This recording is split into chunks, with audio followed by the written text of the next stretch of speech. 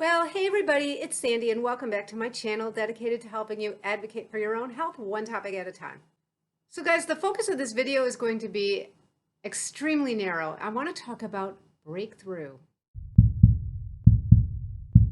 Yeah, so first of all, I just want to say hello and welcome and thank you. I see I have several new subscribers since I last posted a video, and I want to say thank you to you. I also want to say thank you to the subscribers who've been with me for a while. If you're not a subscriber to my channel, but you do find the content helpful, I really hope you'll continue subscribing. So the focus of my channel is ideally really broader than COVID. And I don't really load up my channel with all kinds of affiliate links. I don't want the room for bias that commissions would create. I started this channel really with a public service in mind, my way of giving back, if you will. So yeah, I'd really appreciate if you click subscribe. And if you want to be notified every time I put up a video, go ahead and click the bell. Yeah, and I took about a week off. I didn't post any videos up last week. I've actually been tending to some other things since my thumb is getting so much better and I can see the end in sight with my occupational therapy since my CMC joint arthroplasty. And I'm trying to, get back exercising, get back in shape. I even took a little trip this past week out to the beach with a gal pal and did a whole lot of walking on the beach. And yeah, so anyway, I'm back, I'm rested, and I'm rejuvenated, and it's nice to be back. Yeah, so today I want to talk about breakthrough infections. It definitely seems like with this Delta variant, which by the way now is the predominant variant, I can remember it wasn't long ago that I was speaking on video saying that the Delta variant is about 10% of the cases in the US, but it was doubling every 2 weeks.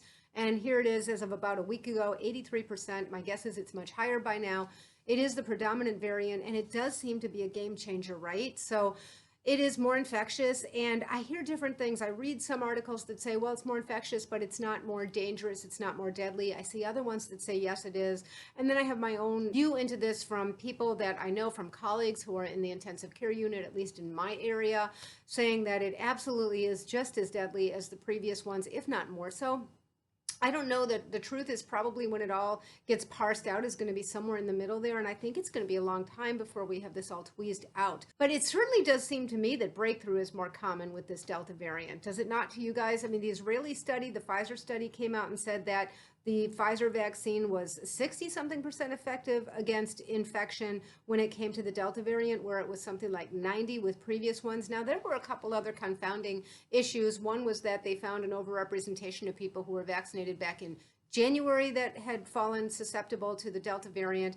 The other thing is that most of those people are elderly because that's who was being vaccinated back in January in Israel. And so the question is, what kind of response did they get to the vaccine in the first place? Because we know there is diminished protection in people who are elderly. They don't mount quite the same response as younger people to vaccines. So again, that's going to be a while before it gets parsed out too. But then there was a British study that came out saying that the Pfizer vaccine was almost as effective against the Delta variant as it is against the previous variants. It's also important to note that some statistics, when you read them, are quoting the percent effectiveness against an infection, whereas others are the percent effectiveness against hospitalization or death or something like that. So of course you would expect that protection to be a whole lot higher. And then all of this gets distilled down to the question, well, what do those breakthrough cases look like?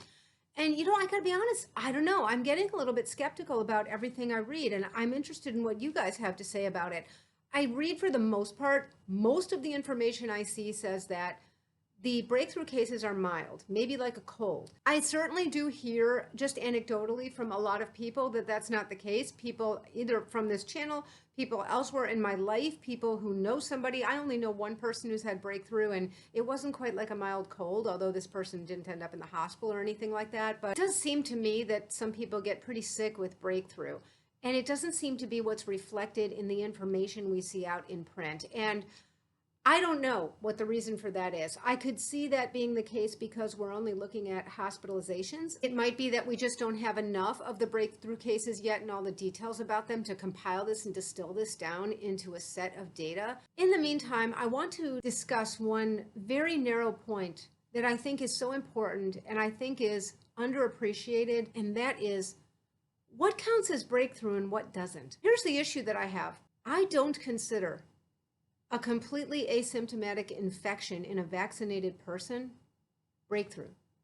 And hear me out on this. A vaccine is meant to help the body's immune response so that it can fight the virus. A vaccine is not meant to stop you from contacting this virus. It doesn't do a thing to stop you from coming into contact with it.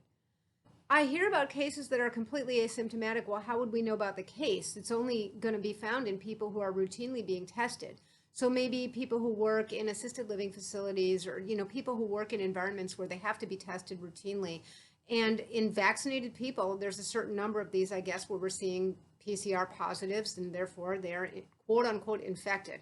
But there's no symptoms, they're not sick. The reason I don't consider this a breakthrough infection is because I think it's more likely a reflection of the fact that the vaccine is doing exactly what it was supposed to do in that person. The fact that viral DNA is found in the nasal passages in somebody who's been vaccinated is not evidence of infection.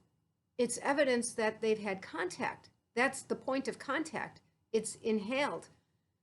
And then the immune system deals with it in the way that it was prepared to with the vaccine. If we subjected people who had been given flu vaccines to tests with nasal swabs, we would also find a certain number of those people who, of course, came into contact with the flu. That's the reason we give the vaccine, because we know some contact is inevitable. If those people aren't sick, it's because the immune system dealt with that invasion as the vaccine had prepared it to do. So I have a real problem with calling a completely asymptomatic case in a vaccinated person a breakthrough infection, because the vaccine assumes that you're going to go on with your life and have some contact. That's what the vaccine is for. If we were never going to have contact with this thing again, we wouldn't need the vaccines. I don't see this point highlighted. I don't see it tweezed out at all in the information that I'm reading out there.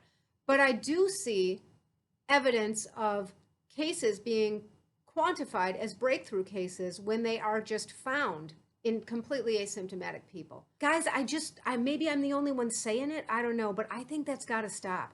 And I think it's going to be very important over a period of time to separate those out and see what we're left with. That would be the real reflection and number of breakthrough infections.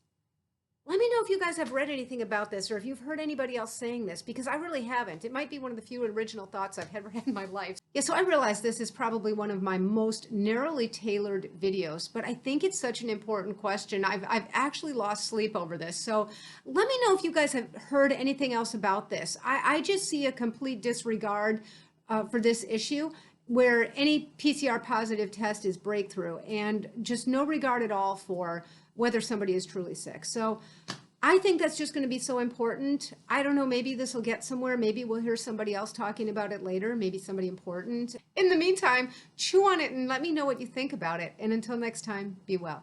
Bye-bye.